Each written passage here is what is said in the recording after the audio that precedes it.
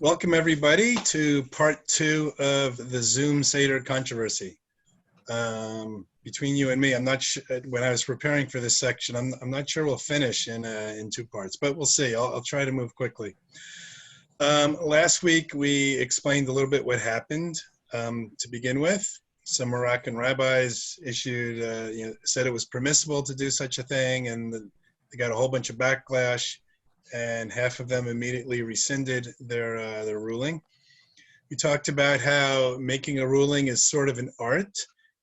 And what I meant by that is you not only need to balance halachic, sometimes conflicting halachic views, but you also need to take into account 2 other major factors. One of them I'm calling meta-halacha, which we're going to talk today, and also what is the nature of reality in terms of electronic communications. So a number of people asked me,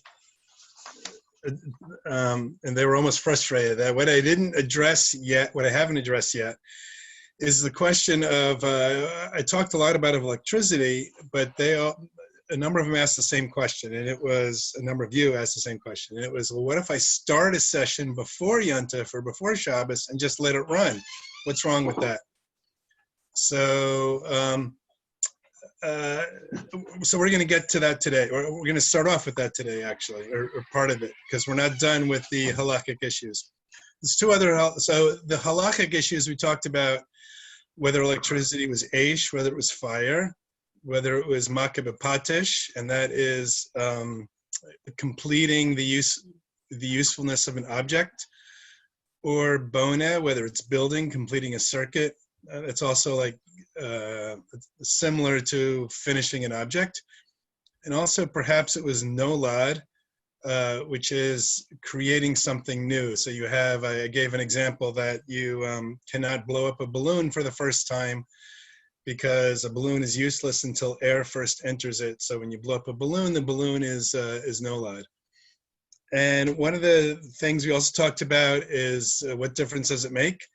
So one obvious difference is that if you consider electricity strictly as an eish, as making a fire problem, we know we can use fire on Yontif. And in fact, that's what the Moroccan rabbis relied on mostly. But most poskim view the problem as nolad, which on one hand is more strict because it doesn't give you any leeway on Yontif. On the other hand, it's more lenient because because nolad is d'Rabbanan, and the rabbinic rules allow you more flexibility, which I will not go into all that, or will take forever. Here's 2 more halachic issues, which now begin to talk about whether we can start something before Shabbos or before Yontif and keep it rolling. One is the issue of musical instruments. We can't play musical instruments on Shabbos or Yontif, and how the Gemara defines that, they define it in the following way: causing a sound with any item that is designed to make a sound. So that's a lot more than musical instruments. For example, a door knocker. Can you use a door knocker on Shabbos? Because a door knocker is designed to make a specific sound, and you're making that sound. And some hold that you can't. The Ashkenazim actually are more strict with that than the Sephardim. The Sephardim say as long as you don't do it in a rhythmic manner, however you pronounce that. I imagine if you take a door knocker and say dun dun dun dun dun dun dun, that would be prohibited. So I don't know how far that extends, but the idea is that it's an issue here. Some hold that phones fall into this category, because a phone is designed to transmit a voice, is designed to make a sound, and when you speak into a phone, the sound comes out on the other end. Others, Rav Shlomo Zalman Auerbach, who was probably the preeminent posek of the previous generation in Israel, he said that this rule doesn't apply to human voices because it's not really an action. He prohibits using phones on Shabbos for other reasons, but he said the making a sound part isn't a problem. It's very interesting we'll get to about making sounds with your voice. And making a sound with your voice does not count as an action in halacha, and we'll revisit that. I should also mention that the Aruch HaShulchan also rules that it's also prohibited to listen to those sounds. So that's one reason why he would prohibit, for example, putting on a radio before Shabbos and just listen and continuing to listen to it. Also, there's a general rule, I don't fully understand the extent of it, is that it's generally prohibited to engage in prayer with musical instruments. So I'm not sure the extent of that rule, and I'm not sure the extent of how that exactly applies here, but it might. And then there's another issue, which we're gonna have to like really dig into the weeds to fully understand this. And that is, that's the issue of making a set of whether we need to rest our appliances on Shabbos. So we know that on the Shabbos morning Kiddush, we mentioned this last week, right? We're supposed to engage in rest, and our family's supposed to engage in rest, and our maidservants and our manservants have to engage in rest, and our animals have to engage in rest. So there's a big discussion in the Gemara. Does that mean our appliances have to engage in rest or not? The stricter view is yes, but the prevailing view is no, we don't have to rest our appliances. However, there's a big discussion, and if you go on the internet about resting appliances on Shabbos, all the hits you'll get is the case of the water mill, or a mill that grinds wheat on Shabbos that's run by water. The question is, in the Gemara that they discuss, is can you let the water flow? Can you start the water flowing before Shabbos and let it run a mill, I guess through a paddle wheel or however they did it, to grind wheat on Shabbos? And the consensus is that no, you cannot do that, because the sound will denigrate or minimize Shabbos, and people will come to think that you started your mill on Shabbos. Now that actually, so there's a whole big discussion on what that exactly means. Is that one issue or two issues? Is it denigrating Shabbos because you shouldn't be grinding wheat on Shabbos? Or is it an issue that people think that you're running your mill on Shabbos? And those are two different reasons that get all tangled up, and we're gonna revisit that. All right, so that takes care generally of the first category. I said there were three categories that we had to deal with. One was halachic, the second one is meta-halachic.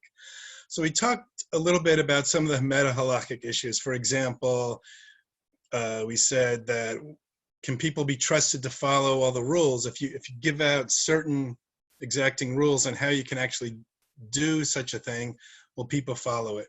And one of the examples we gave last week is what's wrong with having a minyan in the age of coronavirus where everybody is social distancing. And we mentioned that experience has already shown that that doesn't happen. You can tell everybody to do that, but people end up getting close. I talked about how I went to one such minyan, and a guy walked in and he didn't have his tefillin on right, so somebody else walked over to him, was adjusting his tefillin. So whereas technically it may be permitted on a meta-halachic sense, we might not want to permit it because it's going to lead to violations anyway. There's the slippery slope argument, which is sort of obvious. I won't elaborate on that.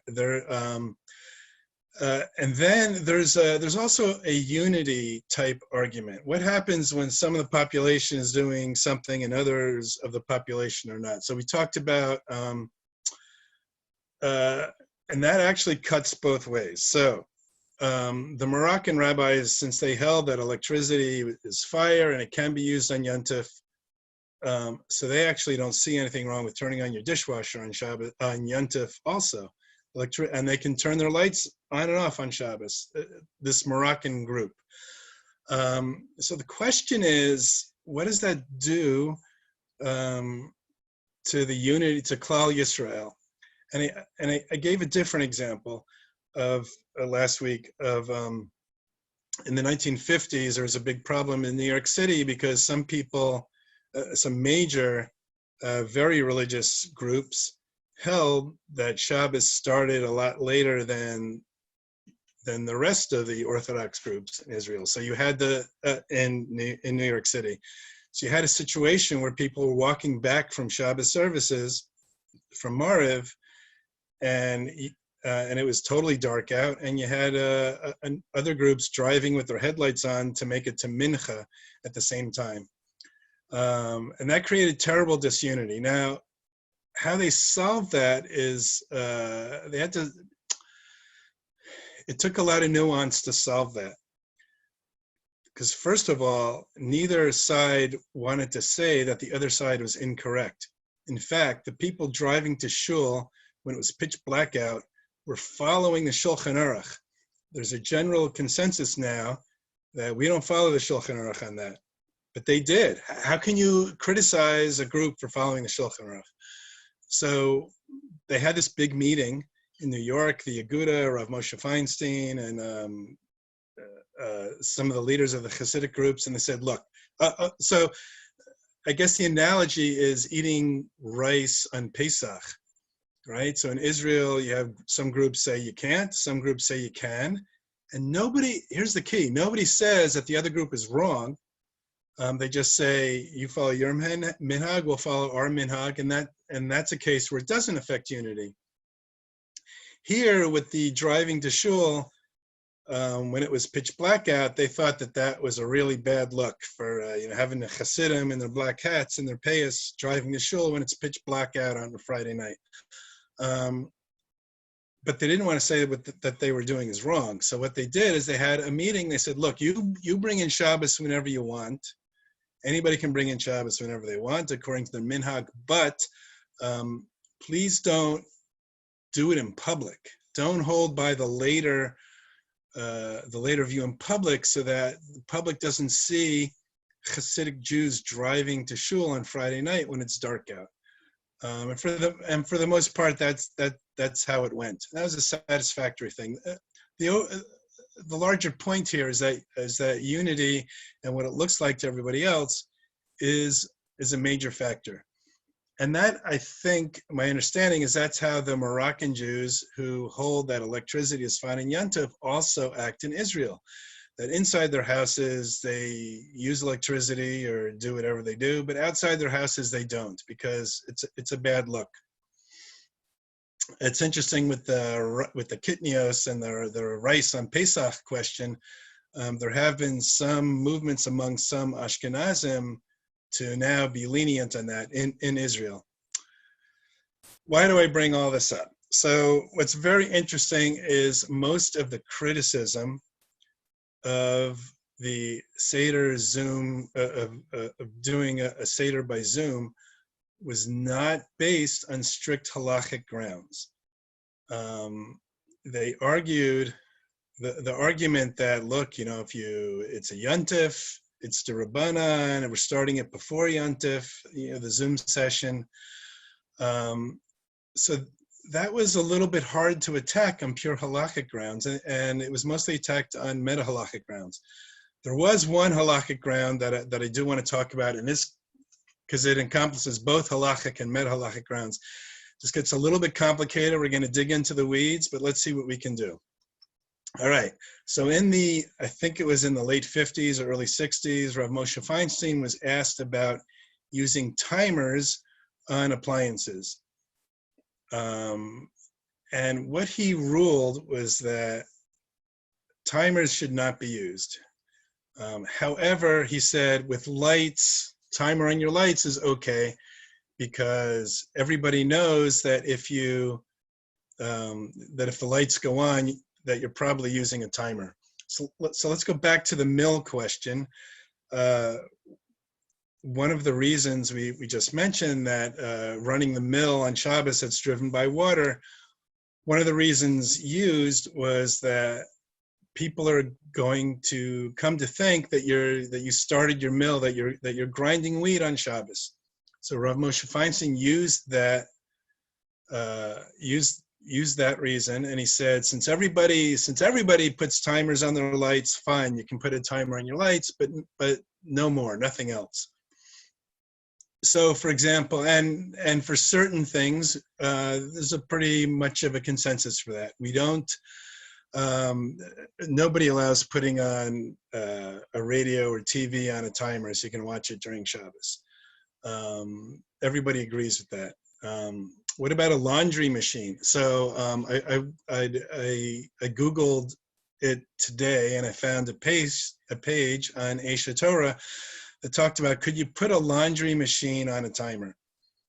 Now, listen carefully to the logic. It wasn't a whole halachic thing. It was just a one paragraph description. And they cited Rav Moshe Feinstein's argument, and they said, since hardly anybody really uses a laundry machine on Shabbos, you can't put it on a timer. So this is an example of where people's common behavior is actually influencing on whether it's allowable or not. Some people may start to think that there's a chicken and an egg problem here, and I'll say, yeah, there is. There is. That's why I don't make decisions like that. And I noticed that the webpage did not discuss, could you start a laundry machine right before Shabbos, which would be more analogous to the mill problem. So let's apply that now to using Zoom over Yontif. If you start using Zoom, if you turn it all on beforehand. So the question that involving timers and putting things on and all that stuff, the question really is, are you denigrating Shabbos in some way? Are you minimizing it? And if you think about it, it doesn't take too long for you to come up with the conclusion that when you're whether or not you are denigrating Shabbos is pretty subjective. So, in any event, this was the main halachic criticism using Rav Moshe Feinstein's ruling. And what's interesting is that his ruling is now half a century old, and people don't follow that so much. On one hand, we do not put our TV. Again, Rav Moshe Feinstein said you can use a timer for lights, but nothing else. Because if you do anything else, people are going to think that you put it on Shabbos. So, on one hand, we don't put TVs on and leave them over Shabbos. On the other hand, shuls have rotating screens on Shabbos, giving the schedule. I think in our shul, since the virus started, we don't have it. I'm not sure. We have a rotating screen outside our shul on a sign. Is that the same thing as having a screen on inside? Is that the same thing as having a Zoom session? Granted, it doesn't make any noise. That's an interesting thing. So the question is, the question is, do people do this sort of thing on Shabbos? Or is it going to minimize Shabbos? And it's a subjective thing. The question that needs to be asked is, everybody uses screens all the time. So which way does that cut? Does that cut in a way of saying, well, we're so used to electronic screens, having a Zoom screen is not that big a deal? Or do we say, look, 24 hours without a screen is an essential part of Shabbos? I'm not going to answer that question, but that's one of the unresolved issues here. And that leads directly to the next question, this is going to sound really philosophical and all, but it cuts to the crux of the matter. What is reality? Is Zoom for real? How do we classify electronic communication and or virtual reality? For example, if you type a message to somebody, in a chat room or on your iPhone, you text somebody, is that writing? Or does writing really have to involve a physical, writing on a piece of paper or writing on a blackboard, something real in a physical sense? Now, what's really fascinating to me is that this is not a leniency versus stringency. It runs both ways.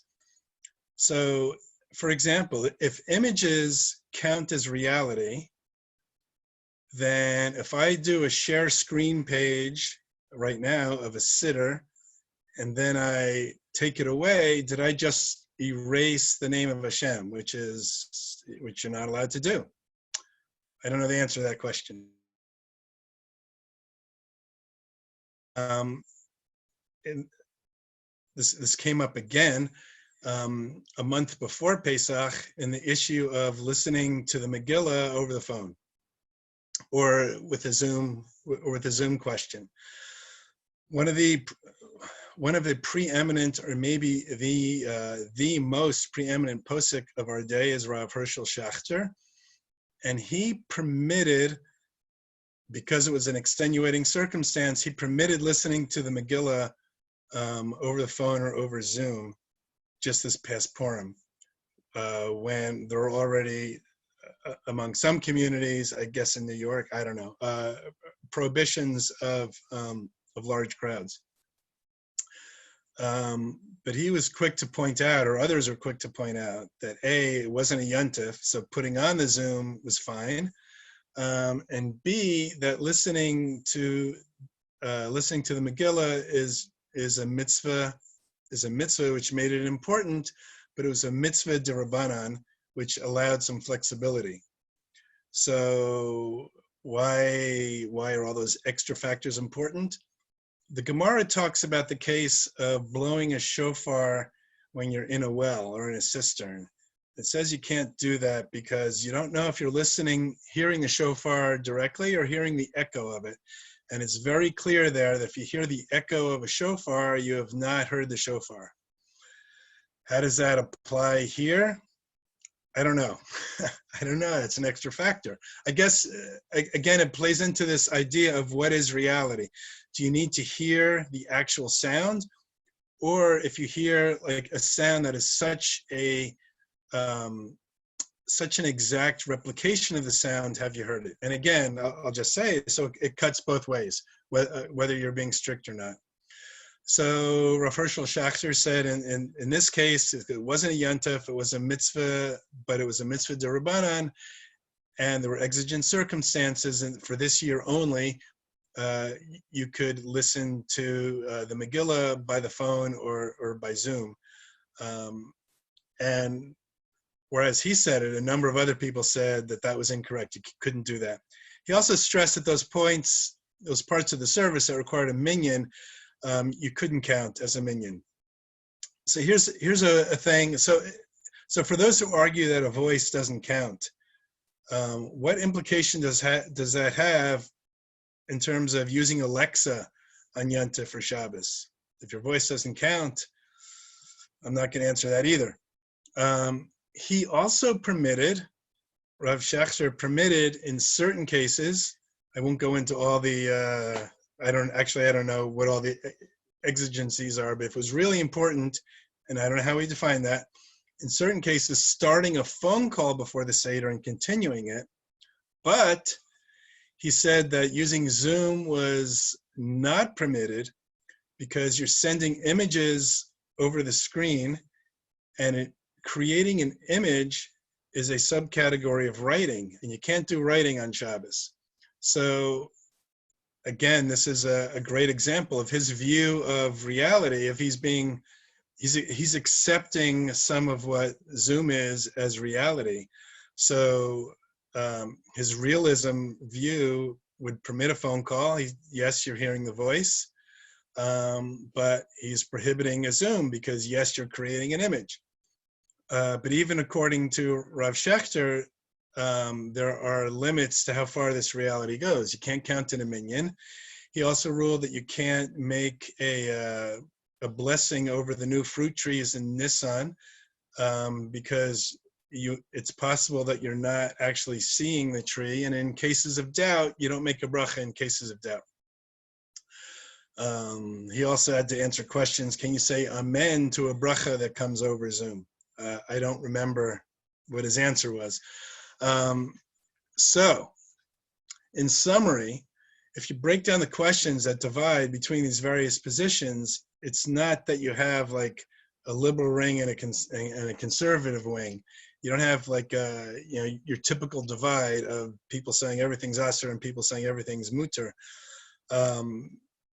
So, and that includes with all three. So, for example, so now I'll try to sum up what all three issues were. One was, how do you perceive of electricity to begin with, and how does that apply to Yontif, both in theory and practice? So again, the Moroccan rabbi said, look, it's a Torah prohibition, but it's fire. On the other hand, since you can use fire on Shabbos, that's okay. The Ashkenazim say, no, it's not a Torah prohibition, it's a rabbinic prohibition, which gives you more flexibility. But on the other hand, that means, generally speaking, the prohibitions would extend to Yontif. So those were the halachic issues. Number two, to what extent and in which direction do we take these meta-halachic issues? Do we worry about the implications for different communities? Slippery slope concerns are real. And I think the most important question that can be asked is, what might Yontif and Shabbos look like in the future if we start allowing uses of electronic devices? And how much leeway should we give with that? That's a question that's way over my grade level. And the third issue, again, is how do we view virtual reality? Does hearing over Zoom count as hearing? Do images over Zoom count as writing? Does writing in a chat room count as writing? How much of a mitzvah can be filled virtually? And I don't know the answers to any of those. So I started last week's session with the idea that I wasn't going to come up with an answer, and that I wasn't going to tell anybody what to do and what was correct or not. But just really to describe what the machlokas is. And actually, despite all that, I am going to mention something. So it seems as though if you follow Orthodox rabbis, then it seems as though if you are Moroccan, you have room to, and you follow these rabbis, you have room to do something like this. But it seems like, at least for this year, that pretty much everybody else said that it was not a good idea to do a Zoom by Seder. So in summary, to summarize my summary, what we have here is a really interesting current halachic development. Technology is moving a lot faster than halacha is. And the combination of flexibility with the Rabbanan rules and the social distancing rules that we have on top of all these new technologies makes for a really complicated set of questions for Jewish law. So although for this year, there seemed to be widespread agreement that Seder Zooms were not permitted, the reasoning was all over the map. And because the reasoning was all over the map, that means that below the surface that there's a lot of disagreements that remain, and the halacha is very unsettled, which means that there'll be vigorous debate for years to come. So for those of you who are into this sort of halachic things, these sort of halachic things, I would say that as you hear about decisions in the future, do not just listen to whether it's permitted or it's not permitted. That the real juice of the real meat of the matter, so to speak, is what's the reasoning that was used in order to say it was okay or not okay, because that reasoning then is going to have implications all over in terms of all kinds of other things. I guess I'll add that it seems to me, I'm not positive, but it seems to me it took decades and maybe even half a century to form a consensus on how to treat electricity in halacha. And there's still not a unanimity. As we talked about, the Moroccan rabbis seem to view it differently than everybody else. So I imagine it's going to take a long time to sort out whether you can use Zoom to do certain things. Telephones have been around for a while. dealing with Alexa and that sort of thing, to go really far. We know that there are some technologies that quadriplegics use where just moving their eyes can affect something on a screen. How does that play with halacha? I have no idea. And what if they get to the point where some scientists think they're pretty close, where just thinking certain things can affect something on your screen? Since when do we ever prohibit thoughts on Shabbos, thoughts creating an action? I mean, that's crazy, but what if your thoughts can actually affect something? So these are exciting times for those who like to follow halacha, and hopefully halacha and technology in particular. So hopefully I've given you a little bit of a taste. It took a whole hour just to get a taste of what this Seder Zoom controversy is about. So I hope you enjoyed it all. I'm going to stop the recording now and make some announcements, and also check on, well, whatever. Okay, so let me stop the recording here.